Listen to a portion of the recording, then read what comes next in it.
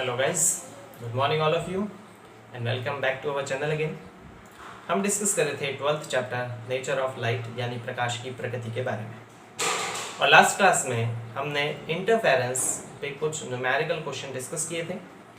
आज के इस सेशन में भी हम कुछ न्यूमेरिकल क्वेश्चन ही डिस्कस करेंगे, जिससे आपका ये इंटरफेरेंस वाला कॉन्सेप्ट जो है वो बहुत अच्छी तरह से क्लियर हो जाए।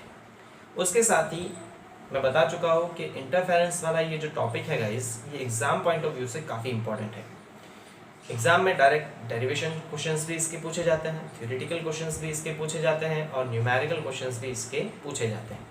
तो ओवरऑल ये वाला टॉपिक जो है वो काफ़ी इंपॉर्टेंट है, इसलिए इस पर हम थोड़े और न्यूमेरिकल क्वेश्चन डिस्कस करेंगे, जिससे आप इसमें वेराइटीज़ ऑफ क्वेश्चंस को समझ सको और आराम से इस कॉन्सेप्ट को भी समझ सको। तो चलिए गाइस, शुरू करते हैं आज का न्यूमेरिकल सेशन। हम बेसिकली पढ़ने वाले हैं numericals on interference, numerical questions on interference.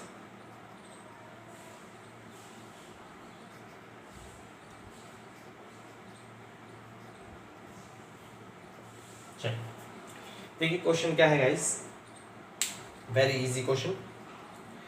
In Young's double slit experiment, interference fringes are obtained on a screen placed at some distances from the slit.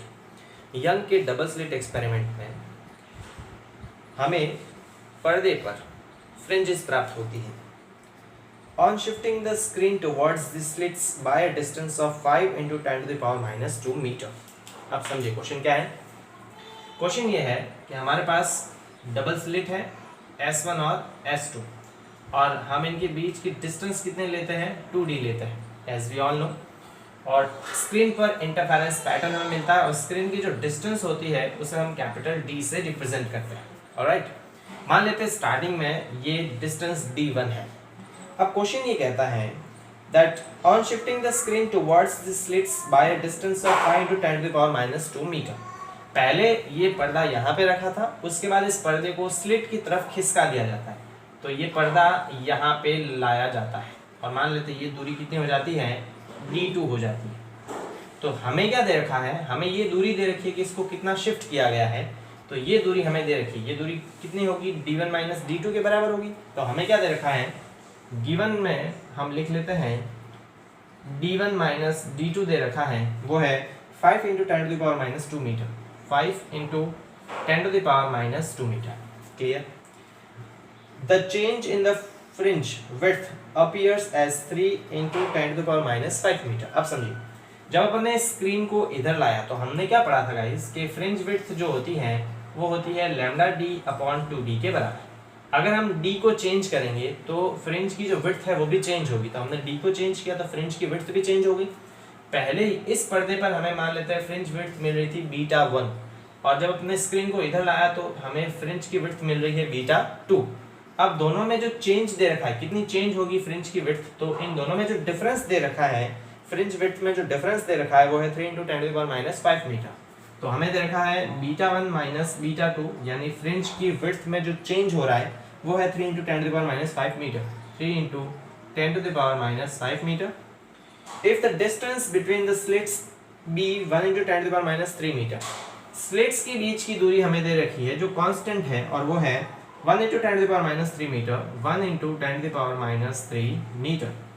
Find out the wavelength of the light used, तो हमें उस प्रकाश की तरंगदैर्घ्य ज्ञात करनी है जो हमने इस एक्सपेरिमेंट में यूज की है। क्वेश्चन समझिए, क्वेश्चन क्या है, यंग्स डबल स्लिट एक्सपेरिमेंट में स्लिट से D1 डिस्टेंस पर किसी पर्दे को रखा था और वहाँ पे हमें मान लेते हैं फ्रिंज की चौड़ाई मिल रही थी β1, ये हमें फ्रिंज की चौड़ाई मिल रही थी। मान लेते हैं हमें एक ब्राइट फ्रिंज, हमने एक डार्क फ्रिंज ली और डार्क फ्रिंज की जो चौड़ाई हमें मिल रही थी वो कितनी है, वो मान लेते हैं β1 है। क्लियर? अब हमने इस पर्दे को स्लिट की तरफ खिसकाया, तो ये पर्दा यहाँ था, फिर यहाँ ले आए हम, पहले डिस्टेंस D1 थी, उसके बाद डिस्टेंस कितनी हो जाएगी D2। तो हमने जितना इसको खिसकाया, इतनी सी वैल्यू से हमें इसको खिसकाया, तो वो किसके बराबर आएगा, D1 माइनस D2। तो D1 माइनस D2 की वैल्यू दे रखी है 5 into 10 to the power minus 2 metre. अब जब हमने पर्दे को खिसकाया तो हम जानते हैं कि फ्रिंज की जो चौड़ाई है वो लैम्डा डी अपॉन 2D के बराबर होती है, मतलब जब हमने दूरी घटाई तो फ्रिंज की विड्थ भी घटेगी। तो यहाँ फ्रिंज चौड़ी मिल रही थी, β2 जो फ्रिंज हमें मिलेगी वो पतली फ्रिंज मिलेगी, तो फ्रिंज की चौड़ाई में कमी हो गई। अब फ्रिंज की चौड़ाई में कितनी कमी होगी, β1 माइनस β2 के बराबर, और उसकी कमी को हमें दे रखा है वो है 3 × 10⁻⁵ मीटर। दोनों स्लिट्स के बीच की जो डिस्टेंस है 2d वो दे रखा है 1 × 10⁻³ मीटर। तो हमें निकालना कि हमने कितनी यहाँ पे तरंगदैर्ध्य का प्रकाश यूज किया है। आई होप क्वेश्चन आपको समझ में आ गया होगा। तो इसका सॉल्यूशन कर देते हैं गाइस। देखिए हमने क्या पढ़ा है, we know that fringe width जो होती है बीटा इज इक्वल टू वो होती है लैम्डा d/2d, यही होती है फ्रिंज विड्थ। सो हम अगर फर्स्ट केस की बात करें, फॉर द फर्स्ट केस की बात करें तो हमें फ्रिंज विड्थ कितनी मिल रही थी, β1, तरंगदैर्ध्य तो वही है तो लैम्डा, डिस्टेंस कितनी थी d1, और स्लिट के बीच की दूरी कितनी थी 2d। ये फर्स्ट केस के लिए आ जाएगा। से इक्वेशन सेकंड केस की अगर बात करेंगे, for the second case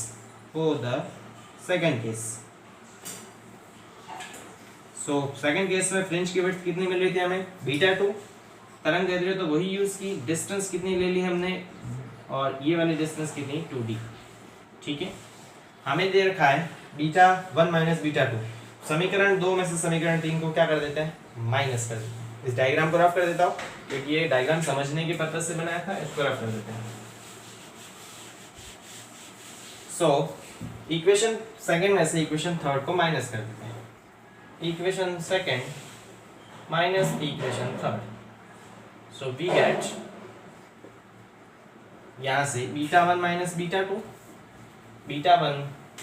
β2 is equal to lambda d1/2d minus lambda d2/2d।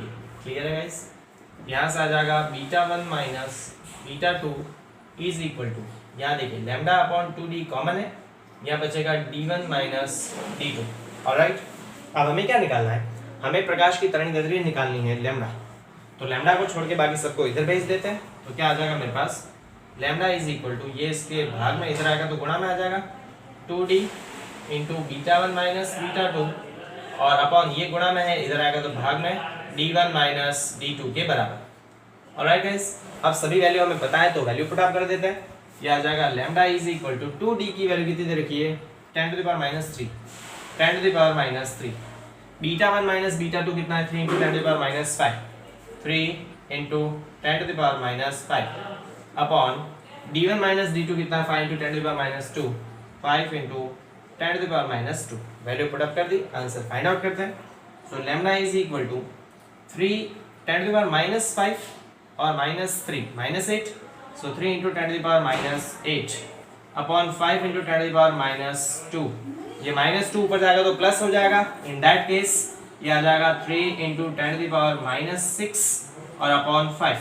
अब इसको भी अपन फर्दर सॉल्व करते हैं तो लैम्डा इज इक्वल टू, इसमें इसका डिवीजन जाएगा 0.6 टाइम्स इंटू 10⁻³ ऑलराइट गाइस, ये हम लिख सकते हैं इसको 6 इंटू 10⁻⁷, ये मीटर में आएगी जितनी भी वैल्यू आएगी। क्लियर है, अब इसको भी और क्या लिखा जा सकता है, ये आ जाएगा 6, अगर मैं यहाँ पे 3 0 कर दूँ तो यहाँ पे मेरे को -10 करना पड़ेगा, और 10⁻10 को अपन एंगस्ट्रॉम कहते हैं। So lambda is equals to 6000 angstrom के बराबर आएगा। क्लियर है गाइस, तो हमने इस प्रकार के एक्सपेरिमेंट में जो प्रकाश की तरंगदैर्ध्य यूज की है वो 6000 एंगस्ट्रॉम के बराबर आएगी। तो इस पूरे क्वेश्चन का आप स्क्रीनशॉट ले लीजिएगा और फिर अपने फेयर काम में कर लीजिएगा। ऑलराइट गाइस, तो आई होप आपने इसका स्क्रीनशॉट ले लिया होगा। उसको रफ करते हैं और नेक्स्ट क्वेश्चन डिस्कस करते हैं। चलिए इस पूरा को रफ कर देते हैं अपन।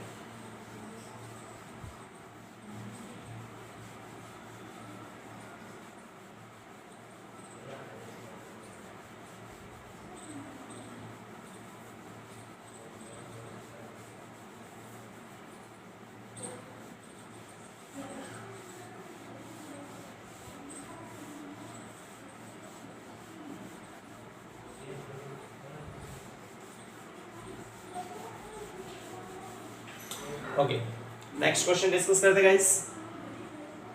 Question is yellow light of wavelength 6000 angstrom produces fringe of width 0.8 mm in Young's double slit experiment.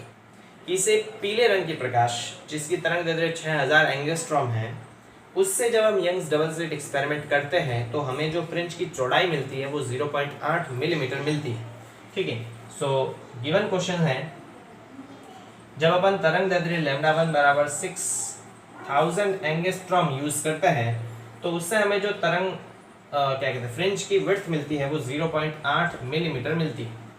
Okay, what will be the fringe width if the light source is replaced by another monochromatic light of wavelength 7500 angstrom। अगर हम इस तरंग दैर्ध्य की जगह दूसरी तरंग दैर्ध्य का प्रकाश यूज करें जो है 7500 एंगस्ट्रॉम, तो उससे हमें जो फ्रिंज विड्थ मिलेगी वो कितनी मिलेगी? The separation between the slit is doubled, और उसके साथ साथ इम्पोर्टेंटली उसके साथ साथ जो दूसरी बार हम फ्रिंज स्लिट के बीच की दूरी ले रहे हैं 2d, सेकेंड टाइम वो पहले वाली दूरी की डबल होनी चाहिए। कितनी होनी चाहिए? डबल। डबल यानी कि 2 टाइम्स। समझिए क्वेश्चन क्या है।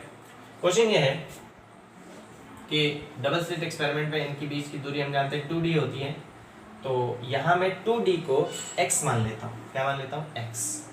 तो यहाँ पे मैं इसको x मान लेता हूँ। ऑलराइट, कोई फर्क नहीं पड़ेगा। और पर्दे पर हमें व्यतिकरण प्रतिरूप प्राप्त होता है जहाँ पे काली और चमकीली फ्रिंज मिलती है। क्वेश्चन ये है कि पहली बार हम 6000 एंगस्ट्रॉम तरंग दैर्ध्य का प्रकाश यूज करते हैं और जिससे हमें जो फ्रिंज की चौड़ाई मिलती है वो 0.8 मिलीमीटर मिलती है, और इस केस में हमारे पास जो स्लिट के बीच की दूरी होती है 2d वो किसके बराबर है? x के बराबर मान लेते हैं। ठीक, सेकेंड केस में हम क्या करते हैं, 6000 एंगस्ट्रॉम तरंग दैर्ध्य की जगह 7500 एंगस्ट्रॉम तरंग दैर्ध्य यूज करते हैं, और उस स्थिति में हमें फ्रिंज की चौड़ाई ज्ञात करनी है, लेकिन हम स्लिट के बीच की दूरी को भी डबल कर देते हैं। मतलब यहाँ पर स्लिट के बीच की जो दूरी होगी, ये तो 2d1 था, यहाँ पर स्लिट के बीच की दूरी जो होगी 2d2 वो किसके बराबर आएगी? वो 2x के बराबर आएगी। क्लियर है गाइस? क्वेश्चन समझ में आ गया? ठीक, तो इस डायग्राम को रफ कर देते हैं, समझने के पर्पज से था। अपन सीधे न्यूमेरिकल क्वेश्चन को डिस्कस करते हैं कि ये किस प्रकार से होगा। तो देखिए, very easy, we know that. Solution में हम बात कर लेते हैं इसकी। फ्रिंज की जो चौड़ाई होती है उसका फॉर्मूला है beta is equal to lambda D upon 2d। इसको इक्वेशन फर्स्ट ले लेते हैं। फॉर द फर्स्ट केस हम क्या लिखेंगे? फॉर द फर्स्ट केस, पहले केस के लिए बीटा की जगह हम लिख लेंगे beta 1 is equal to lambda की जगह लैम्डा 1, डी की जगह डी, उसमें कोई चेंज नहीं, और 2d की जगह 2d1, और 2d1 को हमने क्या लिखा है? x लिखा है। तो हम इसको लिख सकते हैं lambda 1 d upon x। Equation number second दे दिया इसको। क्लियर? इसी तरह हम सेकंड केस की बात करेंगे। For the second case beta 2 is equal to, यहाँ से आ जाएगा lambda 2 capital D upon 2d2, यह आ जाएगा लैम्डा 2 d और अपॉन 2d2 किसके बराबर है? 2x के बराबर है। इसको ले जाए हमने समीकरण नंबर 3। समीकरण 2 में समीकरण 1 का भाग दे देते हैं। So equation second divided by equation first, equation third divided by equation second. So in that case ये आ जाएगा beta 2 upon beta 1, beta 2 upon beta 1 is equal to, इसमें इसका डिवीजन करेंगे, ये आ जाएगा लैम्डा 2d अपॉन 2x और upon lambda 1d upon x। Clear है? यहाँ से देखिए क्या आ जाएगा मेरे पास, beta 2 upon beta 1 is equal to, d से d कैंसिल, x से x कैंसिल, ये आ जाएगा लैम्डा 2 अपॉन 2 और लैम्डा 1। क्लियर है? ठीक, कंप्लीट हो गया। लैम्डा 2 अपॉन 2 और लैम्डा 1। ऑलराइट, यहाँ से बीटा 2 इज इक्वल टू आ जाएगा lambda 2 upon 2 lambda 1 into beta 1। Value put up कर देते हैं अब सारी। लैम्डा 2 की वैल्यू मेरे पास कितनी दे रखी है? Lambda 2 is equal to 7500 upon 2 lambda 1 कितना है? 6000, बीटा 1 कितना है? 0.8, ये 3 टाइम्स 2 टाइम्स, इन दोनों में 15 का भाग जाएगा। क्लियर। फिर यहाँ से ये कितनी बार 0.2 टाइम्स, यहाँ से कितनी बार 0.1 times. So beta 2 is equal to आ जाएगा 0.5 मिलीमीटर। यानी कि सेकेंड केस में जब अपन तरंग दैर्ध्य का मान 7500 एंगस्ट्रॉम करेंगे और स्लिट की दूरी को डबल कर देंगे तो हमें जो फ्रिंज की चौड़ाई मिलेगी वो कम हो जाएगी, 0.8 mm की जगह 0.5 mm की चौड़ाई प्राप्त होगी। तो इस क्वेश्चन का भी आप स्क्रीनशॉट ले लीजिए और अपने फेरनाम में कर लीजिएगा गाइस। ओके चलिए, तो आई होप आपने इसका स्क्रीनशॉट ले लिया होगा। तो ये जो हमने क्वेश्चन डिस्कस किए वो बेसिकली इंटरफेरेंस पे थे। इससे आगे वाले वीडियो लेक्चर में हम डिस्कस करेंगे इस चैप्टर का सेकंड टॉपिक जो है डिफ्रैक्शन ऑफ लाइट यानी विवर्तन। विवर्तन क्या होता है, क्यों होता है, कितने प्रकार का होता है और उसका मैथमेटिकल एनालिसिस किस प्रकार से होता है, व्यतिकरण और विवर्तन में क्या डिफरेंस है, इन सभी के बारे में हम आगे चर्चा करेंगे। तो मिलते हैं गाइस अगले वीडियो लेक्चर में नए टॉपिक के साथ। Thank you so much.